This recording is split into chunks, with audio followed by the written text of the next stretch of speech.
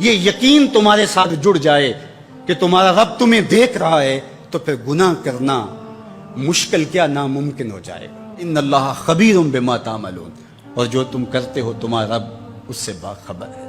مت سمجھنا کہ وہ دیکھ نہیں رہا، تم کو چھٹی دے رکھی ہے تو اس کا یہ مطلب نہیں ہے کہ تم اس کی پہنچ سے باہر ہو یا اس کی نگاہوں میں نہیں ہو۔ تمہارے ایک ایک لمحے کو وہ دیکھ رہا ہے، ایک ایک ساعت کو ملاحظہ کر رہا ہے۔ بند کمرے ہوں یا مخفی غاریں، تم جہاں بھی داد عیش دو تمہارا رب تمہیں دیکھ رہا ہے۔ کالے پہاڑ کی گہری غار میں چیونٹی چلتی ہے تو اس کے ننھے اور مہین پاؤں سے سینہ سنگ پر جو لکیر بنتی ہے تمہارا رب اس کو یوں دیکھتا ہے جیسے دیوار چین کو دیکھتا ہے۔ تو کیا وہ تمہارے اعمال کو نہیں دیکھتا؟ تمہارے ایک ایک عمل کو، تمہارے ارادے کو، تمہاری آنکھوں کی خیانت کو، تمہارے دل کے ارادے کو دیکھتا ہے۔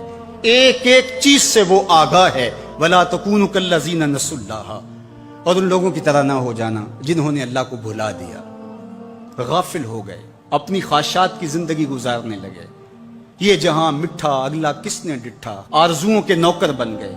جس طرح نفس اور شیطان ان کو چلا رہا اس طرح چل رہے ہیں۔ جو لوگ اللہ کو بھول گئے، اللہ فرماتا ہے اللہ نے انہیں ان سے غافل کر دیا۔ اللہ جب کسی سے ناراض ہوتا ہے تو ہدایت چھین لیتا ہے۔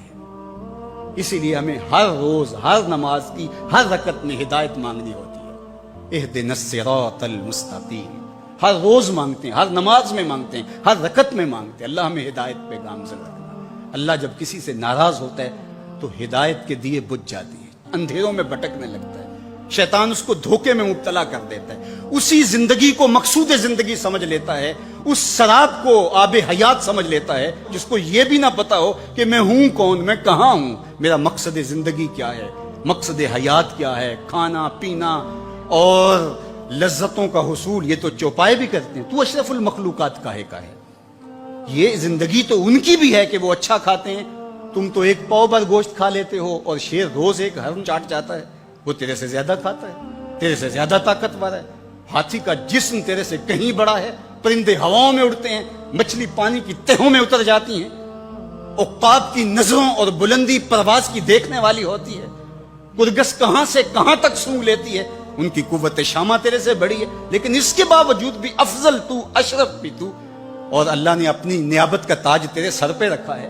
تو تو مقصود ہے، تو تو مسجود الملائک ہے، فرشتوں کی پیشانی تیرے حضور جھکی ہے، تو اپنے آپ سے آشنا ہی نہیں ہے، تجھے پتہ ہی نہیں کہ تو کون ہے۔ تو خدا کو بھول کے سمجھا کہ میری زندگی آزاد ہو گئی، اب میں جو چاہوں کروں، میں خدا کا بھی انکار کر دیا، بلا دیا اس کو۔ کہا جب خدا کو تو بھولا تو خود کو بھول گیا، زندگی کے مقصد کو تو نے فراموش کر دیا، اب بھٹکتا ہے ارض فلات میں، جنگل میں پڑے ہوئے خشک پتے کی طرح، جس کو ہوائیں کبھی ادھر اڑا دیتی ہیں کبھی ادھر اڑا دیتی ہیں۔ مقصد حیات کا علم نہیں ہے۔ خدا کو بھولنے کا یہ نتیجہ ہے جو تجھے بھگتنا پڑ رہا ہے۔ خدا آشنا ہو جا، خود آشنا ہو جائے گا، تجھے ذات سے آگہی ہو جائے گی، من کا شعور مل جائے گا، تجھے پتا چلے گا کہ میں کون ہوں، میری زندگی کا مقصد اور مقصود کیا ہے۔ تو اگر تو ایسا نہیں کرے گا تو اللہ تجھے تیرے سے بے خبر کر، تیری ٹانگیں نہیں توڑ دی جائیں گی، تیرا رزق نہیں چھین لیا جائے گا، تیری آنکھوں سے روشنی نہیں اچکی جائے گی، تیرے کانوں کی سماعت نہیں کھینچ لی جائے گی، یہ سب کچھ ہوگا لیکن مقصد زندگی نہیں۔ تو کہا اس قرآن سے جڑ جاؤ،